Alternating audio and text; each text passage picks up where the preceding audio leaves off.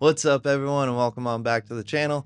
Death of a Unicorn came out this past weekend and the premise is very entertaining, and at least it is an original movie and it did kind of hit the mark, but not entirely. If you don't know, Death of a Unicorn is the latest movie from A24 starring Paul Rudd and Jenna Ortega, and it's about a lawyer and his daughter taking a trip to their billionaire clients, and while driving they hit and they kill a unicorn. They bring the unicorn back and then learn that the unicorn blood has healing properties, and the billionaire's family wants to exploit it for profit. That is, until the parents of the dead unicorns come and get their revenge. But before we get into this review, please don't forget to subscribe if you haven't already. I put out new videos every single week about the film and the TV industry, and I'm trying to do a few more reviews as well. I kind of stopped doing those, but now I'm going to try to really ramp it up. So if you're into that, please join me, but let's get into it. Now, I will be honest, my expectations were just a little low for this movie because once the reviews came out, I kind of put my expectations back because the reviews were not the best. But I did find myself enjoying this movie more often than not, but that does not mean that the movie is without its faults. I'll try to be as non-spoilery as possible here, but the plot is mostly fine, but there was just a few coincidental things that happened which I felt was poorly done that I wanted to talk about. One of the biggest things for me is that after the whole ordeal with the rich family discovering the unicorn, this happens in like the first 30 minutes, Jenna Ortega's character is looking through old photos reminiscing of her mom who died from cancer. And in one of the photos, Jenna Ortega and her mom went to a museum, and in the background she finds a unicorn painting. She then looks up the painting and discovers that it is actually an entire set, and it basically details everything you need to know about the history of unicorns, and then they use these paintings to make informed decisions on what they should do next. Overall, it was just very coincidental that they just so happened to go to this museum with these exact paintings, and it's also the basis of their entire next steps. It kind of foreshadows the whole film. And honestly, I think her just finding it online could have been a little bit better. It's a small thing, but it was just sticking with me and I wanted to talk about it. This whole film is a satire as well, and I read some reviews that said the satire was a little too ham-fisted, but I don't think so. I think they could have gone a little bit harder. I just think that it didn't offer anything new in terms of satire on rich people. The family is definitely a caricature of people who look down on the middle class and who are rich, and they never do anything on their own. They have butlers for everything, and they manipulate the lower class to do anything they want. We've seen this family before, right? And all of that is fine, but it didn't push any new boundaries. It wasn't as funny as it could have been, so it just was not that entertaining to watch because we've seen this exact kind of satire several times before. There are funny moments for sure, and some moments they do hit with the satire and it is very funny, but then there are other jokes or other actions where it just felt like kind of a first draft and they needed to rework it. This whole film honestly could have used a decent comedy pass. For instance, Will Poulter's character, he is the stereotypical rich son tech bro kind of guy, and he is very over the top, and a lot of his comments are like about NFTs and Ethereum, and he's just kind of the standard rich guy kind of dialogue where we know exactly who he's trying to make fun of, which once again, it is 100% fine. But if you do that, you either have to be saying something new or be really funny, and it didn't seem to do either of those things on the satire end, so it just wasn't as entertaining as it could have been. There are parts of it that are funny. I do want to stress that. I did laugh quite a bit at this movie, but overall there just could have been a lot better jokes.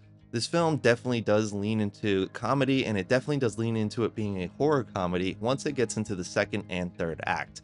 The unicorns go absolutely apeshit on this family, which was very much enjoyable. I do personally enjoy horror, and some moments are very over the top with gore and with torturing a lot of these people in this movie, which definitely kept this film entertaining even as it stalls out towards the end of the film. The last half of the second act and the third act kind of do the same thing in terms of plot, which most of it is just them trying to kill the unicorns and get away with the body, and then they get stuck in the house, then they try to formulate a new plan, they go out and do that plan, it fails, and then they just kind of repeat it. And that can be fine, especially in horror movies, but the characters don't really learn anything new. And there are no new discoveries either. Nothing really escalates in this movie, in my opinion, besides certain characters dying off. And then another big thing about the whole last part of this movie is what the main characters need to do in terms of beating these unicorns is pretty obvious, at least to me. And the characters, they never figure this out, even in the end. It gets solved for them by something else, so that was a little bit of a letdown, but like I said, I do like horror and I do like the gore, and both of those elements do keep this film entertaining and fun, throughout the entire end of it, so it's not like the whole last half of this movie is a slog, even though it does repeat beats. And then speaking of repeating beats, I feel like Paul Rudd's character does learn his lesson to be a better father a couple of different times in this movie, which it's usually just once, and that felt a little bit weird.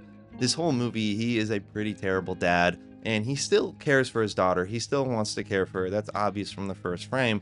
But he usually always decides to bend over backwards for this rich family instead of defending his daughter.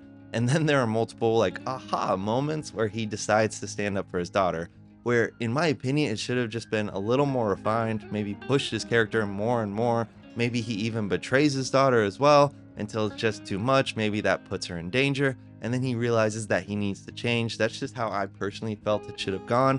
But instead, he does it multiple times in this movie, which is just kind of weird. And then speaking of character development, there wasn't too much development with the main character that Jenna Ortega plays, which was just a little bit of a letdown.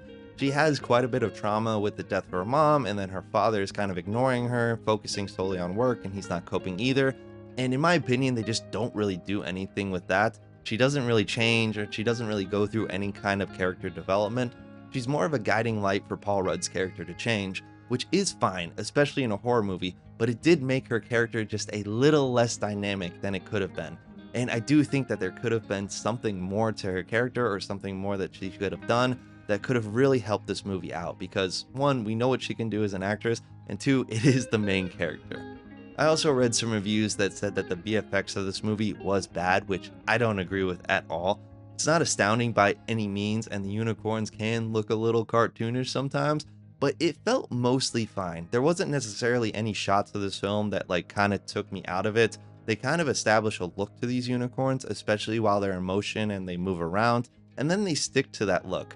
So while they don't look real at all, that's not a possibility, it's not like there's any particular moments that are so jarring that it takes you out of the movie. So personally, I felt like the VFX was fine, especially when you think about how it's a low budget movie with $15 million. They did pretty okay. And I know I'm talking a lot about the faults of this movie, but I do want to say that it is still a fun and an enjoyable kind of movie. The characters are still enjoyable, even if they are treading on jokes or tropes that we've seen before. The plot and the premise is still very unique, and it does have a lot of over-the-top violence and gore if you're into that. Like I said, I found myself enjoying this movie more than I didn't enjoy it. If I had to give it a rating, I'd give it like a 6 out of 10. It was an average, above average movie, right 3 out of 5. It was still very good. Overall, I think if you enjoyed the trailers or just the sheer premise of this movie, you will still enjoy it. It does deliver on all of that. If the title Death of a Unicorn does not entice you or make you curious, then yeah, I don't recommend it. But if it does, and if you like horror comedies, definitely go and check it out while it is still in theaters. If you saw it, please let me know what you thought of it in the comments below, and please don't forget to like this video as well. It does help push it out to the people that it needs to find other than yourself. Thank you so much for watching, and if you haven't subscribed, please do so. If you do, I'll see you in the next one. Thank you.